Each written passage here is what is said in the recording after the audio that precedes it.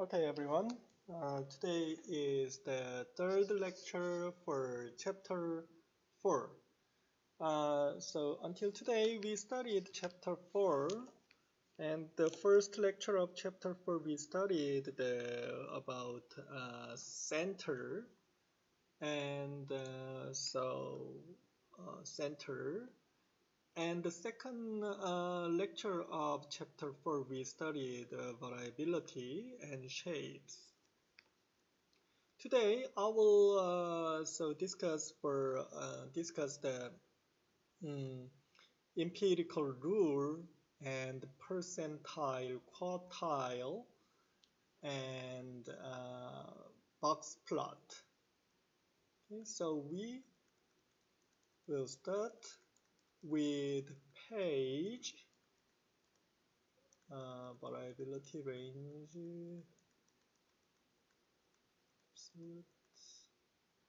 So here, this is page number 50 of the file Chapter 4, presentation file Chapter 4. Okay, today the standardized data, we will study the standardized data. So before we study the standardized data, we would better study the Chebyshev's theorem. Chebyshev's theorem is that if you have a mean, mu, and standard deviation, sigma, and so you have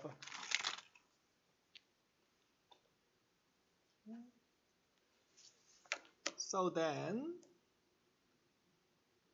you have mean, mu, and standard deviation, sigma. So then, based on the Chebyshev's theorem, 75% of our data lie within mu plus, so here is mu minus 2 sigma comma mu plus 2 sigma. This interval contains 75% of total data. Here is mu, and here is mu minus 2 sigma, and here is mu plus 2 sigma. Then the data are located between these two numbers in this interval. So 75% of our data are included in here, and the other 25 is outside of this interval. So then, if we change this 2 to 3, so then mu minus 3 sigma to mu plus 3 sigma contains 88.9% of the data. And mu minus 4 sigma to mu plus 4 sigma contains 99.8% of total data.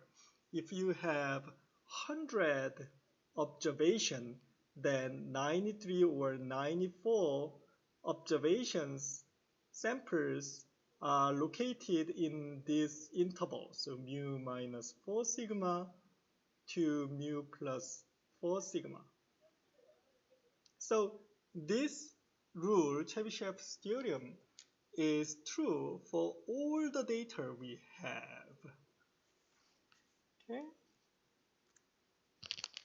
So the second rule we will discuss is empirical rule.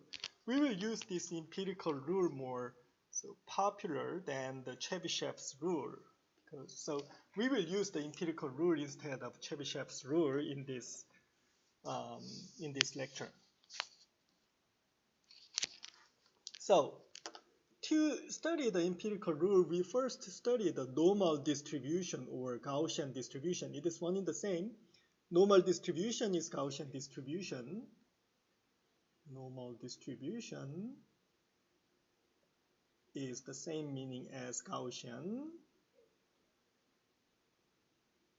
distribution. Okay.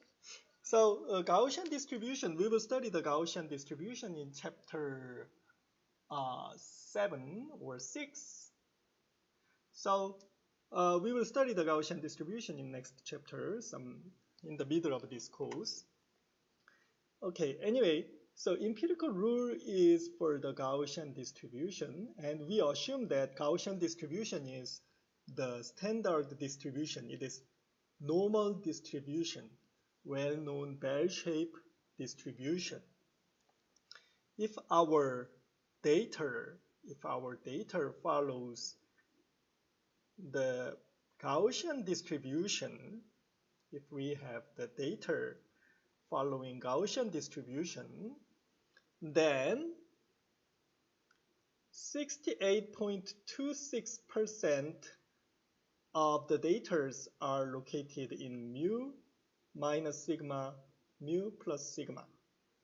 And 95.44% of our observed data is located in this interval mu minus 2 sigma, mu plus 2 sigma. 99.73% of our data is located in this interval. So in the next page, you can see the more realistic data. So figures. If we have a data, then in this interval, so it is mean, it is center value, and center minus 1 sigma, sigma is standard deviation, and center plus 1 sigma. So this interval contains 68.26 of our total samples. 68.26% of our total samples are located in the first interval. If we believe that our samples, our data follows the normal distribution, so that is the condition we have to follow. So if the distribution is normal, then 68.26% of our data are located in mu minus sigma and mu plus sigma.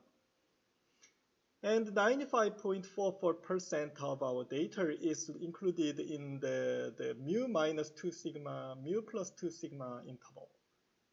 And 99.73% of the data are located in mu minus 3 sigma to mu plus 3 sigma.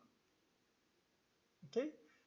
If we can see some data samples which is located in the outside of this mu minus 3 sigma and mu plus 3 sigma, if we observe some sample outside of this largest interval, then we say that it is outlier. So we will study the outliers. So here, outliers. If we can observe some data values outside of mu plus 3 sigma, or so some value is mu plus 3 sigma is less than our some observed x,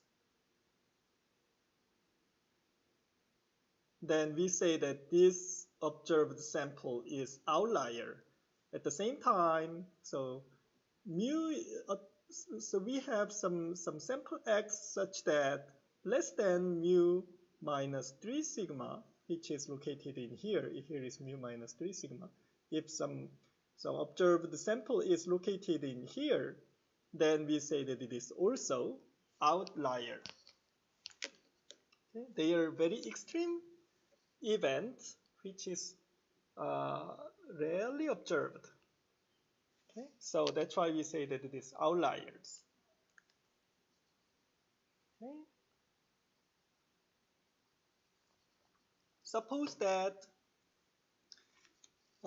80 students take an exam, and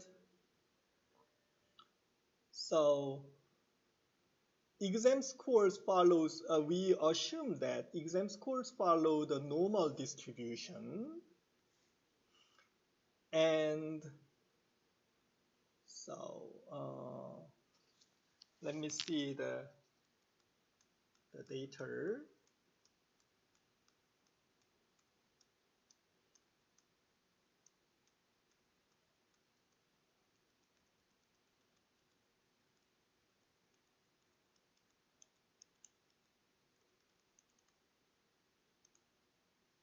And this JD power. I'm sorry, we don't have that data. Okay. Let me go back to the slide. I'm sorry. Okay. Yes. So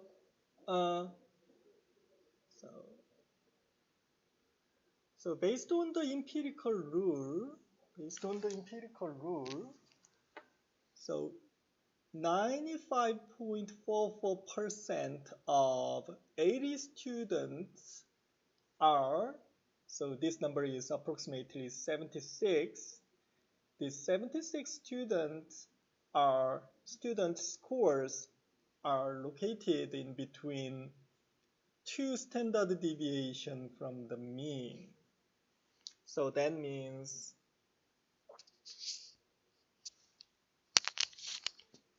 if we have 80 students, then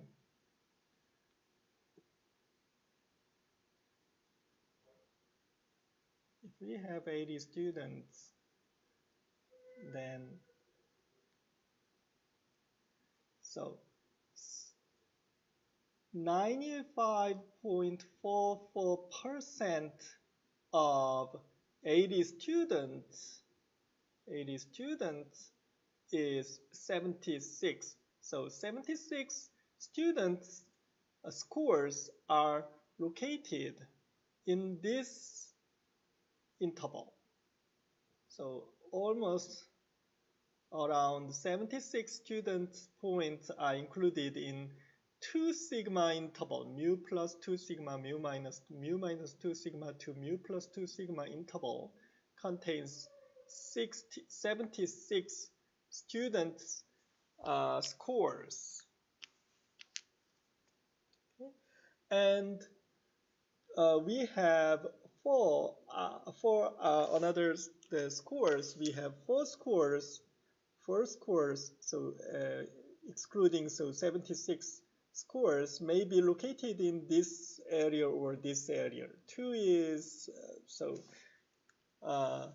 maybe we expect that about 2 students score will be outside of 2 sigma deviation, standard deviation from mean, and 2 are below the mean. So we have here is mu minus 2 sigma and here is mu plus 2 sigma. Then maybe 2 of them are located in this outside of this upper bound and 2 would be located in the below the lower bound. Okay. And in 3 standard deviation, 3 sigma area, that means here 3 sigma area is from mu minus 3 sigma to mu plus 3 sigma, this area. This area covers 99.73% of our data, and 99.7% of 80 students are 97.78. So it is almost 80. So it is very difficult to see that some students' score is larger than 3 sigma boundary or less than 3 sigma boundary. So the event which is observed in here or which is observed in here is very, very rarely happen if the distribution is normal distribution. Okay. So if we find some sample which is outside of the mu plus 3 sigma and mu minus bigger than mu plus 3 sigma or less than mu minus 3 sigma, then they are very strange event, and it is called outliers. Okay, so I will ask you about outliers in the exam, so please keep in mind these notions. So,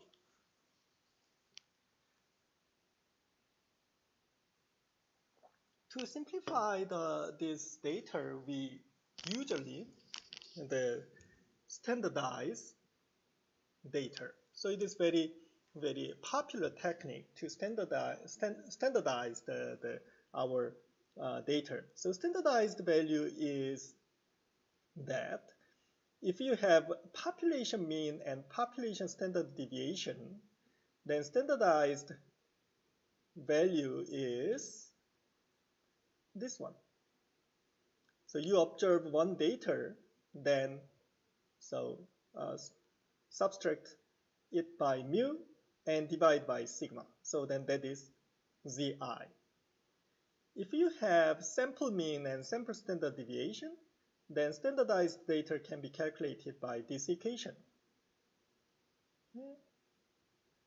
So that is standardized data. So for every observed sample, we have one-to-one corresponding standardized data. Okay? Every observed sample, we have standardized data which is corresponding to this number. Okay? So in Excel, we can find the standardized value using this equation. Standardize our observed X value and sample mean or population mean and sample standard deviation or population standard deviation. So for example, in the JD power data, we have number of defects like that, 83, 86, 87 or something like that, and 111, 111, 113, and so on. And our mean of this data is 114.697 and standard deviation is 18.67. So this z-score is obtained by, the first z-score is obtained by 83 minus 114.697 divided by 18.067. So using this equation, we obtain the first value. And so in this case, Toyota case, the xi is 117. So this value is obtained by 117 minus mean. This mean, actually it is not population mean, it is sample mean divided by sample standard deviation, this value. So using this equation, we obtain this 0.127 value. So we repeat this equation again and again, and we obtain this z-scores. Okay, it is easy. If you memorize this z-score equation, then you can calculate this z-score values in here. This z-score values is obtained by this equation. Okay. So here is an example. There is one outlier. If z-score if xi is greater than mu plus 3 sigma, then xi minus mu divided by sigma is greater than mu plus 3 sigma minus mu divided by sigma, and it is 3. Okay.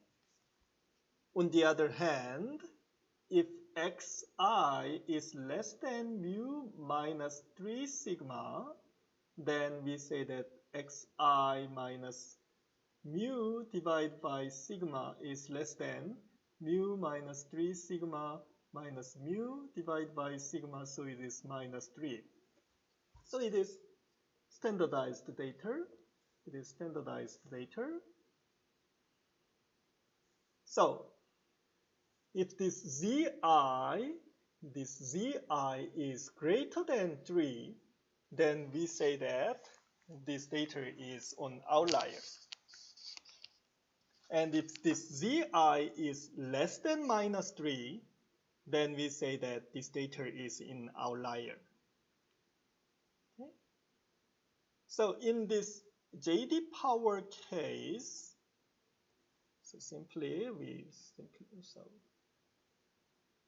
let me discuss it again. So Z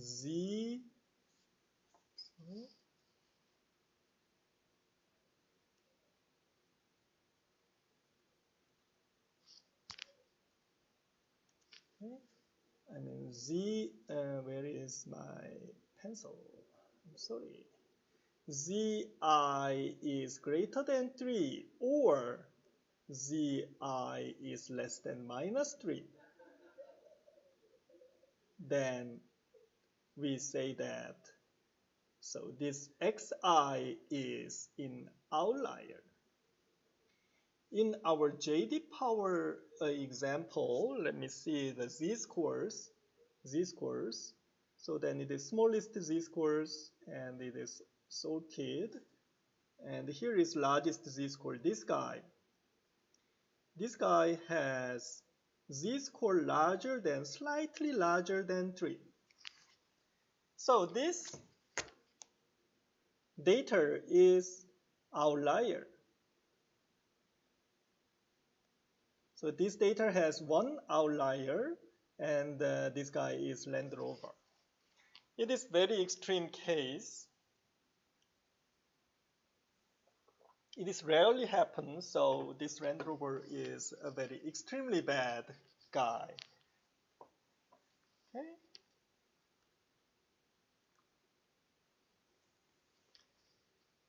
Okay. So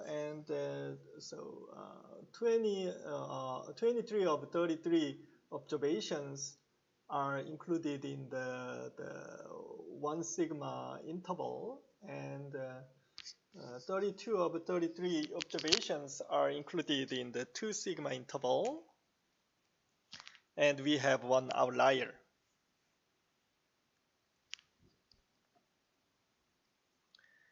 Okay, if we have, in this previous case, the outlier is very small, but if we have large sample, for example, 1,000 samples, if we have, suppose that if we have 1,000 samples, then, so it is not surprising to have a few outliers, so at least, so 99.73% of 1,000 data is 997, so we can expect that at least three outliers.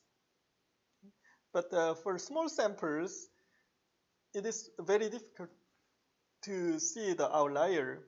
So for example, if we have 30 observations, then 3 sigma, so outlier is rarely observed. If we have an outlier in the 30 observations, then that is very strange case, and it is very risky. And if you find, so it is a little difficult word, but if you find outliers, too many outliers for the 30 small samples, then we would better not use the normal distribution. But it is, in this case, we have to study the fat tail distribution, but it is very difficult for this course. If you have a chance, then please come to my risk management course, then you can study the fat tail distribution. So it is very advanced model. So, okay, so here, so if this z-score is absolute value of z-score is larger than 2, then we say that it is unusual. And if our z-score, absolute value of z-score is greater than 3, then we say that it is outlier. Okay, so the next topic is percentile. Okay, so for example, if you take some GMAT exam, okay, and so then they report you that so your percentile value. If you are in 98 and 83rd percentile, then that means 83% of the test takers are scored below you, okay? And 17% of the test takers are above you. So in this case, you say that so 83rd percentile. So we apply the same notion to the percentile. Then so pth percentile of the sorted data array. So they are sorted. So x1 is greater than x2 and so on, and xn. So if you have pth percentile, then the value x is the lowest p% of the data. Lowest p% of the data. So if p is 1, then first percentile is that 1% lowest value is the 1% percentile. And so 2% is 2% lowest value, and so on. So in Excel, you can find the percentile using this equation, this function, percentile.exc and data. And here you can say that if you want to have the first percentile, then you give the 0.01 for the first percentile, and 0.02 for the second percentile, and so on. So if you want to have the 95th percentile, then you just write like this.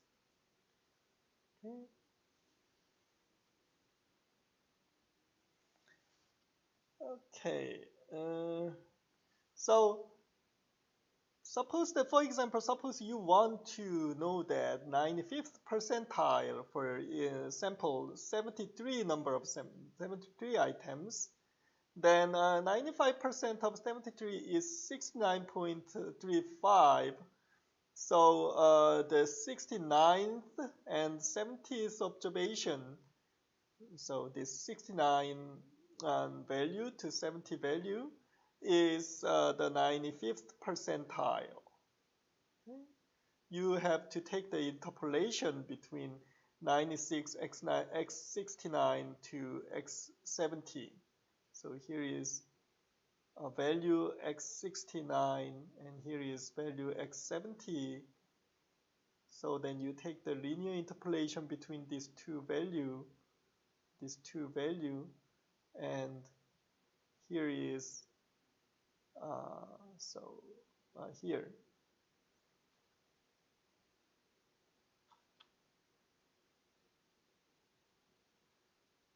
This number is 69.35 value. So this number is our 95th percentile. Okay. So the Excel automatically do this interpolation. So you just write like this, then Microsoft Excel calculate the percentile smartly and then give you the answer. Okay, quartiles. So percentile is sometimes too accurate and too narrow, and so percentile is good, but if you have large enough data, for example, your data is larger than 100 or 1,000, then percentile is meaningful. But if you have only 10 or 20 samples, then to obtain the percentile or 1%, the first percentile or second percentile value is not realistic. So in the small number of data, we do not use all the percentile values. Instead, we select 3 very important percentile values. So that means 25th percentile, 50th percentile, and 75th percentile. So we divide the data by 4. And so this part is lower 25%. This part is in the middle 25%. This part is middle 25 upper data, and this part is the upper 25%. So here is smallest value, and here is largest value, and in the middle that is the median value. Median value is Q2. Q2 is the same as median. And Q3 and Q1 is that, so Q1 divide the lower median value by 50-50, and Q3 divide the upper median value to 50-50. So then lower 25, second 25, third 25%, and upper 25% is divided by Q1, Q2, and Q3. So in this case, these 3 values, Q1, Q2, Q3, is called quartiles. Okay? So Q2 is, of course, Q2 is median, and Q1 is 25th percentile, and Q3 is 75th percentile. And between Q1 and Q3, so contains 50% of total data. So they say that this Q3 minus Q1 is denoted as interquartile range, IQR. Okay. Yes. So this IQR contains 50% of total data.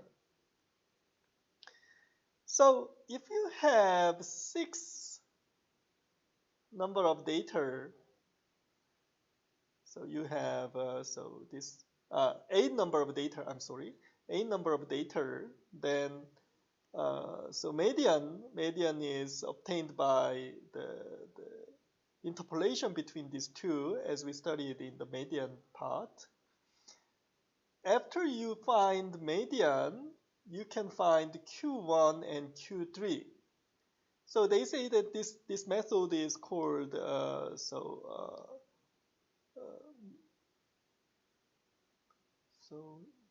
let me see, method of median.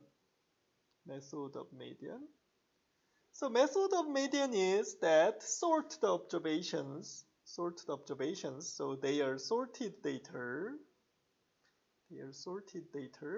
And find median for this data. If we have even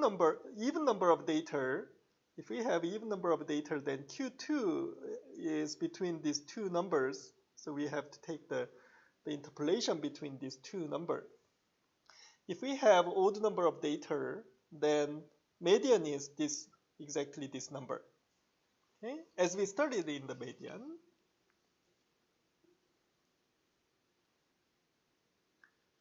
Okay. After we find the median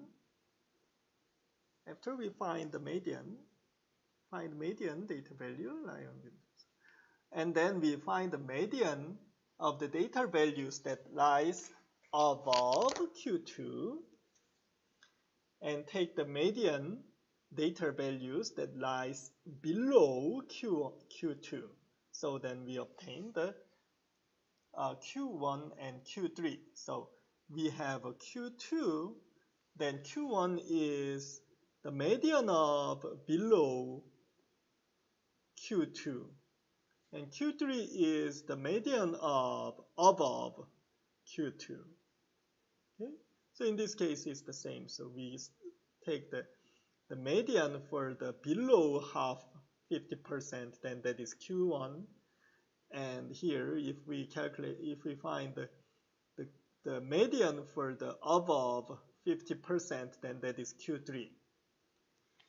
So in this case, it's the same. If we have Q2 in here, then Q1 is the median of below 50%, and median of above 50% is Q3.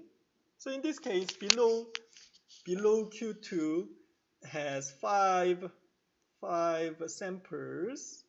So Q1 is in the third, in the middle. Okay.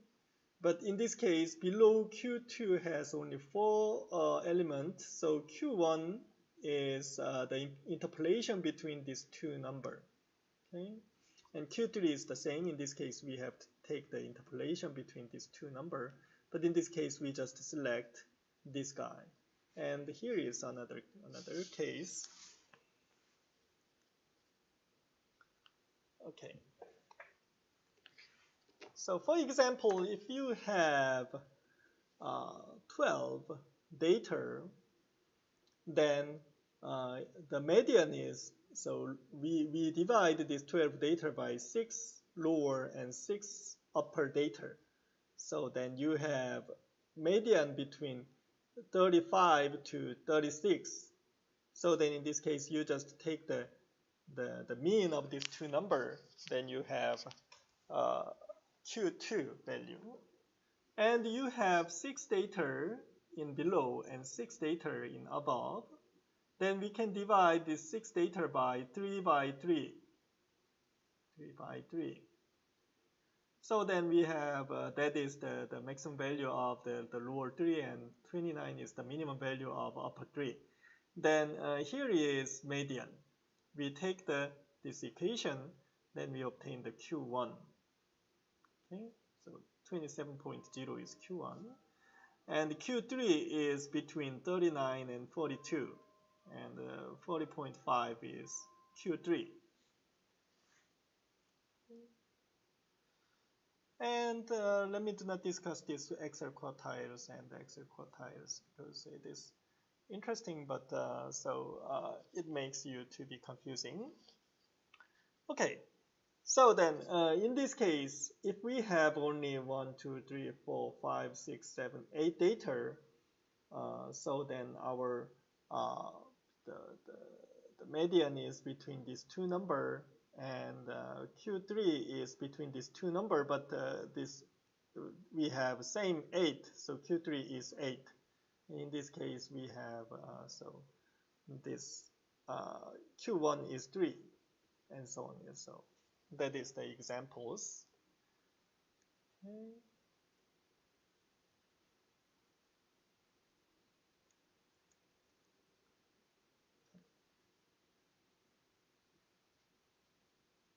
So please keep in mind these figures. Okay. Sometimes if I give you the data like this and ask the student to find the Q2, then sometimes some students do not find the Q2 correctly. So please keep in mind this figure and understand what is this figure means. So you would better study the example problems in the book. I will ask you in the exam that to find the Q1, Q2, Q3 using the method of median. Okay, so box plots are very popular figures to understand the data. So box plot is drawn like this. So here, that is very typical shape of box plot. So in box plot, the box plot says that this number is the minimum value, and this number is maximum value, and this number is Q3, this number is Q2, and this number is Q1. and we just connect Q1 and minimum number by one line, and connect Q3 to maximum number using one line, and draw a square between Q1 and Q3, and then give one bar in Q2 level. Then we obtain a very beautiful box plot. So this range is interquartile range, so they say that it is IRQ. So this from this to this, Q1 to Q3, Q1 to Q3 is IQR. I'm sorry, IQR instead of IRQ. IQR, interquartile range. Okay, so in this histogram, so histogram is most so accurate information for the distribution, but instead of histogram, we just draw the box plot and understand this data. So here is, if the box plot looks like this, then it is skewed left, and the box plot looks like that, then we can see that the data is skewed right. And the box plot looks like that, then that is very typical and normal. And so distribution is not interesting, so it is uniformly distributed. All the possible outcome has the same probability. Then we say that it is uniform distribution. So uniform distribution case, box plot is like this. So these parts are all the same. So the length of this minimum to Q1 and Q1 to, I'm sorry,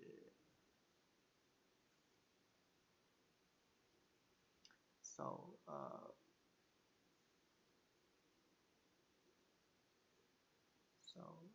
this part and this part, this part, this part, we can divide it by 1, 2, 3, 4 part. Then the size of the first part and size of the second part and third part and fourth part are all in the same. Then we say that it is uniform. Okay. Okay. So for example, minimum. So in JD Power data, minimum value is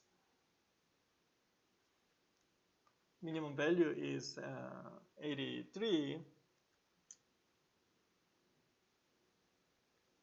83, so that is minimum value, and maximum value is 170, so that is maximum value. So it should be here, so remove this part. It is X max. This X mean is here, X mean. And you just, here is Q1 and Q3, and it is Q1, Q3, and it is Q2. Okay.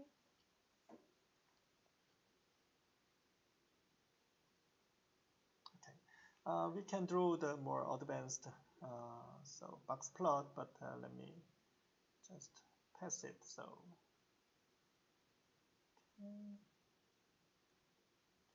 So we only study if you understand this box plot, then that is enough. There are another more advanced box plots can be studied, but so we don't need it.